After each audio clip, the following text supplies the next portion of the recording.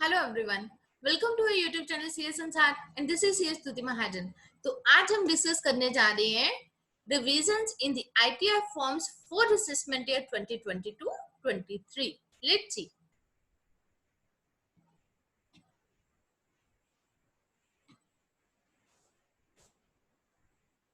Revision in ITR forms for assessment year 2022-23। तो अभी हम जो आईटीआर फाइल करेंगे उसके अंदर कुछ मिन्यूट चेंजेस आई हैं, तो उसको हम डिस्कस करते हैं। ITF forms for the financial year 2021-22. The taxpayers must know about these 9 changes.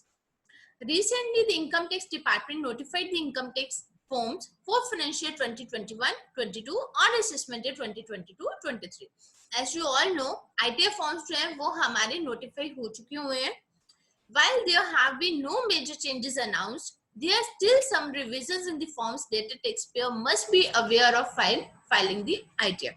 कोई बहुत ज्यादा बड़ी चेंजेस तो नहीं है, बट कुछ छोटी छोटी चेंजेस आई हैं, कुछ रिविजन्स आई हैं फॉर्म्स के अंदर जो कि आपको अवेयर होना है ताकि आपको आईटीआर फाइल करते हुए वो डाटा भी अपने पास रखना है। This year, the taxpayers will have to fill the following additional information while filing their return.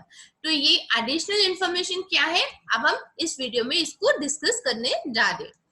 तो सबसे पहले हम डिस्कस करते हैं nature of pensioners further categorized.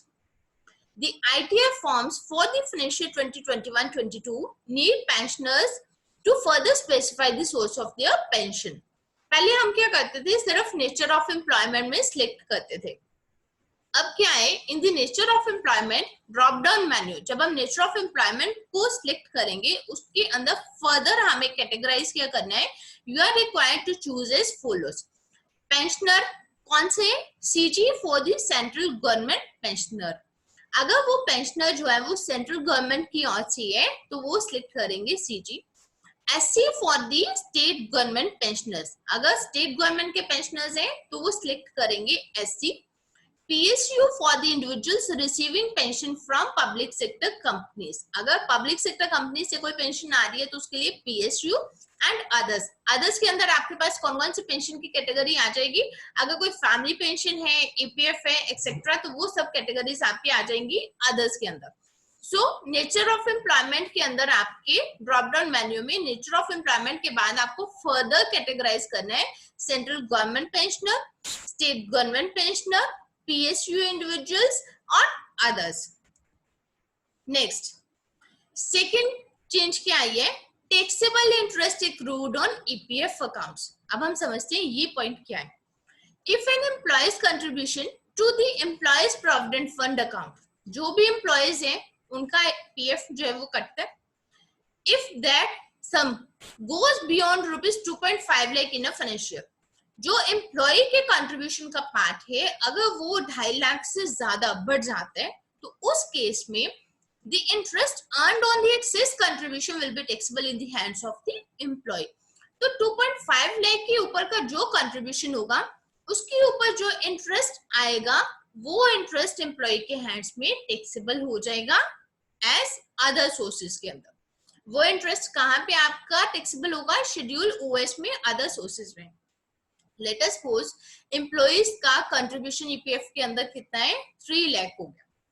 तो 3 लाख के केस में 2.5 लाख तक का इंटरेस्ट तो आपका एग्जम्प्ट है, लेकिन जो 50,000 के ऊपर जो इंटरेस्ट की इनकम आपको आएगी that will be taxable in the schedule OS, other sources में। नेक्स्ट चेंज जो आई है वो आई है कैपिटल गेन्स के शेड्यूल को लेकर। Date of purchase and sale of land और बिल्डिंग, अगर आपने कोई लैंड और बिल्डिंग की सेल की है उस केस के अंदर क्या चेंजेस आई हैं। If a taxpayer has sold a land और building between April 1st 2021 and March 31st 2022, means अगर आपने 2021-22 फाइनेंशियल ईयर के अंदर कोई लैंड और बिल्डिंग सेल की है तो उस केस में it is necessary for them to enter the purchase and sale details in the capital gain schedule of the ITF form from this year onwards. अगर आपने 2021-22 के अंदर कोई भी लैंड और बिल्डिंग सेल की है तो उस केस में कैपिटल गेन्स के शेड्यूल के अंदर आपने सेल कौन सी डेट को किया और उसको परचेज कौन सी डेट पे किया था तो आपको वो डेट स्पेसिफाई करना मैंडेटरी कर दिया। Next, year wise details of cost of improvement to the land or building. हम क्या करते हैं, cost of improvement, और आपको पता है कि जो भी हम improvement करते हैं उसको हम cost के अंदर ही add up करते हैं. तो इस केस के अंदर क्या है, any renovation or improvement done on house property will be taken as cost. अगर आपने कोई भी हाउस प्रॉपर्टी के ऊपर कोई रेनोवेशन या कोई इंप्रूवमेंट किया, उसे हम उसकी कॉस्ट में कंसीडर करेंगे. This cost has to be indexed and deducted from the sale price to calculate the long term capital gains. अगर वो प्रॉपर्टी आप लॉन्ग टर्म पीरियड के लिए रख लेते हो तो आपको पता है उसकी इंडेक्सेशन लगती है, तो कॉस्ट ऑफ इम्प्रूवमेंट की भी इंडेक्स्ड कॉस्ट जो है वो लगेगी. And this information has to be filled in by the taxpayer while filing their ITR. That means year wise cost of improvement, आपने कौन कौन सी ईयर में कितनी कितनी कॉस्ट रेनोवेशन या इम्प्रूवमेंट की है, तो वो भी आपको सब डिटेल्स देना मैंडेटरी कर दिया है. Next, details of cost of acquisition and indexed cost of acquisition. Cost of acquisition क्या थी और उसकी indexed cost क्या है, तो ये भी आपको देना है. This year the individuals will have to give both the original cost of acquisition and indexed cost of acquisition. जब आपने acquire किया था, आपको देना कौन सी डेट को acquire किया था, उस दिन की आपकी original cost of acquisition क्या थी और आपकी इंडेक्स कॉस्ट ऑफ एक्विजिशन क्या है. जब आपने डेट दे दिया, ओरिजिनल कॉस्ट दे दी, तो इंडेक्सेशन भी आपने इंडेक्स कॉस्ट भी दे दी, तो वहां पे ऑटोमेटिकली कैलकुलेट हो जाएगा कि जो इंडेक्सिंग आपने की है वो सही की है या गलत की है. Next, additional information to support the residential status. अब क्या आ गया, रेजिडेंशियल स्टेटस को लेकर. If a taxpayer is filing their return using ITR 2 or 3, they will have to choose the relevant option in support of your residential status. ITR 2 और ITR 3 को file करते हुए आपको रेजिडेंशियल स्टेटस को select करना है. The options that one is required to choose from are self-explanatory. तो आपको वहां पर रेजिडेंशियल स्टेटस के लिए एडिशनल इंफॉर्मेशन ITR 2 और ITR 3 के अंदर फाइल करनी है. Next, reporting of tax deferred on ESOPs. A startup employee can defer the payment or deduction of tax with respect to shares allotted under ESOPs. अगर कोई आपको ESOP के अंदर कोई शेयर्स अलॉट हुए हैं, तो उसके ऊपर जो टैक्स की पेमेंट है, अगर उसको आप डेफर करना चाह रहे हो, ठीक है, तो अगर आपने उस टैक्स को डेफर करना है, तो उसके लिए क्या कंडीशंस आई हैं इस बार.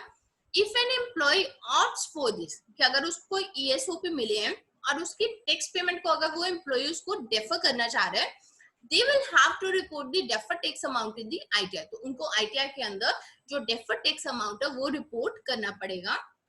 The taxpayer will be required to provide the following additional information. उनको ये information जो है वो provide करनी है. Amount of tax deferred in the financial year 2020-21 और assessment year 2021-22.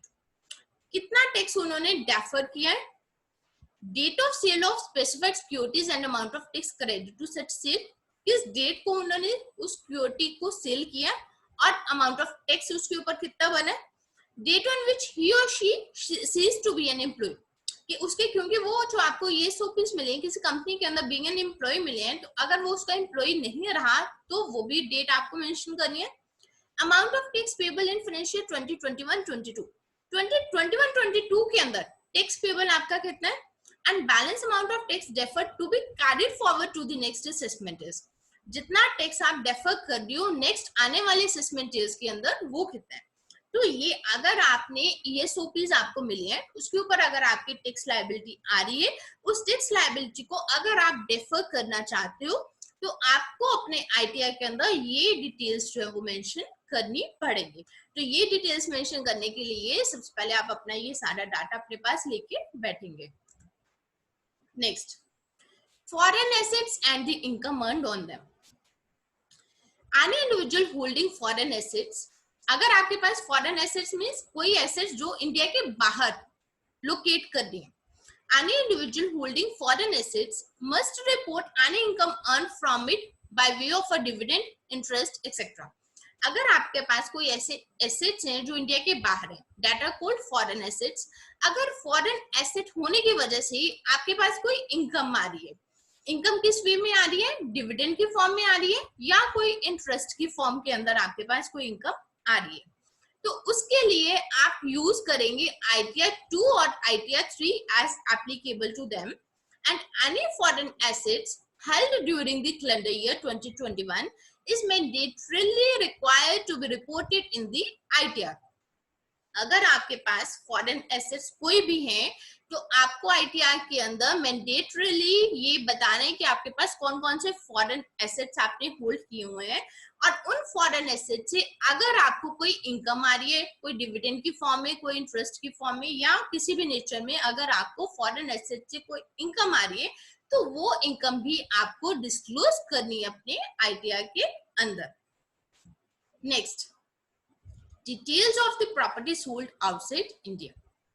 In case an individual has sold a property outside India, अगर आपके पास कोई इंडिया के बाहर कोई प्रॉपर्टी है, कोई फॉरेन एसेट है, अगर कोई प्रॉपर्टी है इंडिया के बाहर, अगर आपने उस प्रॉपर्टी को सेल किया है, they will be needed to furnish the details of the buyer and complete address of the property sold. तो उस केस में आपको जो भी आपने प्रॉपर्टी को सेल किया है तो बायर की डिटेल्स और जो प्रॉपर्टी आपने सेल किया उसकी कंप्लीट इंफॉर्मेशन आपको वहां पर देनी है. तो ये है 9 चेंजेस जो हमारे फॉर्म के अंदर आए हैं, जिसके अंदर मेनली हमारे पास क्या आया है कि जो कैपिटल गेन्स की एक तो हमें पूरी की पूरी डेट देनी है, इंडेक्सेशन हमें वहां पर निकाल के देनी है, कॉस्ट ऑफ इम्प्रूवमेंट कौन कौन से ईयर में किया उसकी इंडेक्स कॉस्ट ऑफ इम्प्रूवमेंट क्या रहेगी, और अगर हमारे पास कोई फॉरेन में एसेट्स है तो उसकी हमें डिटेल देनी है, अगर कोई फॉरेन एसेट से हम कोई इनकम अर्न कर रहे हैं तो वो डिटेल हमें देनी है, अगर हमने बाहर इंडिया के बाहर कोई प्रॉपर्टी सेल की है तो उसकी हमें डिटेल देनी है, अगर ESOPs के ऊपर कोई हमने टैक्स डेफर किया है तो उसकी भी एडिशनल इंफॉर्मेशन है, वो भी सब इस बार हमें वहां पर देनी है, रेजिडेंशियल स्टेटस की डिटेल जो है वो भी हमें वहां पे देनी है. तो ये सारी इंफॉर्मेशन जो है ये फॉर्म्स को फाइल करते हुए ये नई इंफॉर्मेशन हैं जो कि हमें रखनी है अपने पास. जब भी हम ITR फाइल करने बैठे तो हमें ये सारा डाटा अपने पास क्लिक करके रखना है. So this is all for the day. Thank you for watching this video. Please subscribe to our YouTube channel CS Sansar. Till then, keep following CS Tuti Mahajan CS Sansar. Thank you.